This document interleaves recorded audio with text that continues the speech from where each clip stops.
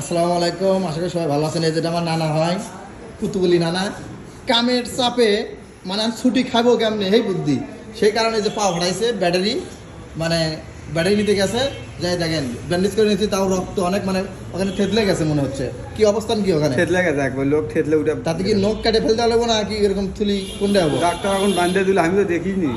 হ্যাঁ, আমি তো দেখিনি, খালি এটি দেখনো যে লোক খালি ঝুলিচ্ছে আজকে। অবস্থান খুব খারাপ, রক্ত কুরুম পড়ছে। রক্ত তো মাখে গেছে, গামছা দেন আসি, গামছা ভিজে গেছে রক্ত। আসলে এই যে গাড়ি ডেলিভারি দেওয়ার সময় ব্যান্ডেজ করছে 3 বরস, দাও এখন। হ্যাঁ 3 ব্যান্ডেজ করছে, যে রক্ত তুকর রক্ত। আসলে এটা আমার নানা হয়, অসুবিধা নাই, তুই ছুটি খার দান্দা করে নিল মনে কর। আচ্ছা দাদা জিজ্ঞেস করি, দাদা কি অবস্থান, আপনি যে নিয়ে গেলেন কঠিন একটা অবস্থান গো, হ্যাঁ? মারাত্মক অবস্থা। সত্যি এটা কি মন থেকে সত্যি করছে? না না না, হ্যাঁ, সেই মানে পায়ের নখটা একবারে থেতলে গেছে একবারে। তেল লেগেছে না? সারা থাকবে না তো, সারা ওইটা যাবে। সারা সারা তো উঠে গেছে। উঠে গেছে গা। আসলে ব্যাটারি যে আপনি ব্যাটারি 40 কেজি একটা ব্যাটারি, পুনাটা বসছে তো, পুনাটা। কানিটা বসছে একবারে।